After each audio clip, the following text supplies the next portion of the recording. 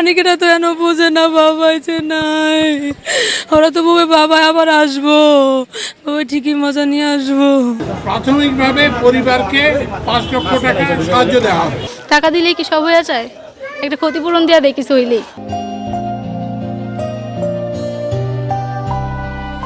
ঢাকার ব্যস্ততম ফার্মগেট মোড়ে রবিবার দুপুরে ঘটে গেল এক মর্মান্তিক দুর্ঘটনা।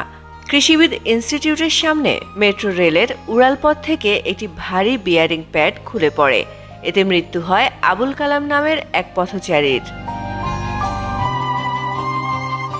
আবুল কালাম ছিলেন এক সাধারণ মানুষ, শরীয়তপুরের নড়িয়া উপজেলার সন্তান। ঢাকায় একটি ট্রাভেল এজেন্সিতে কাজ করতেন, থাকতেন নারায়ণগঞ্জের পাঠানটুলিতে স্ত্রী ও 2 সন্তান নিয়ে। মৃত্যুর আগে শনিবার রাতে সামাজিক যোগাযোগ মাধ্যম ফেসবুকে শেষ স্ট্যাটাস দিয়েছিলেন আবুল কালাম। সেখানে তিনি লিখেছিলেন, ইচ্ছে তো অনেক, আপাতত যদি জীবন থেকে পালিয়ে যেতে পারতাম।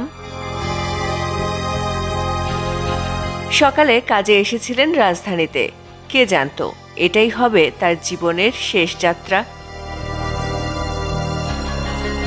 সোহরাওয়ার্দী মেডিকেল কলেজ হাসপাতালের মর্গে বিকেলে ভাইয়ের লাশের পাশে দাঁড়িয়েছিলেন তার স্বজন আরিফ হোসেন। চোখে মুখে হতভম্বতা, কাঁপা কণ্ঠে বললেন, কালাম ভাই ঢাকায় এসেছিলেন অফিসের কাজে, একটু পরেই বাসায় ফিরবেন বলেছিলেন, এখন আমরা শুধু লাশটা নিয়ে যাচ্ছি। দুর্ঘটনার পর সড়ক ও রেল উপদেষ্টা ফাউজুল কবির খান ঘটনাস্থল পরিদর্শন করেন। তিনি জানান, নিহতের পরিবারকে প্রাথমিকভাবে 5 লাখ টাকা ক্ষতিপূরণ দেয়া হবে।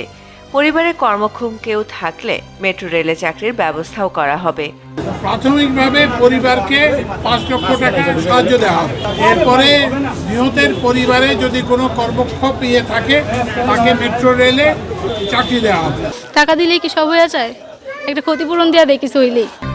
এদিকে বিয়ারিং প্যাড খুলে পড়ার কারণ অনুসন্ধানে 5 সদস্যের তদন্ত কমিটি গঠন করা হয়েছে, যাদের আগামী 2 সপ্তাহের মধ্যে প্রতিবেদন জমা দিতে বলা হয়েছে। All bearing has to be checked first visually, এটা বায়োরিঅ্যাক্টরের সাথে ইন্টিগ্রেটেড কিনা, যে ফাংশনটা করার জন্য এটা বসানো হয়েছে, ওইটাও প্রি ওপেনিং সেশন করার কথা ছিল, এটা হয় নাই। আবুল কালামের মা বাবা কেউ বেঁচে নেই, পেছনে রয়ে গেলেন তার স্ত্রী ও ছোট 2 সন্তান। কান্নাজড়িত কণ্ঠে স্ত্রী বলেন, এটা দুর্ঘটনা নয়, এটা অবহেলার কারণে হত্যা।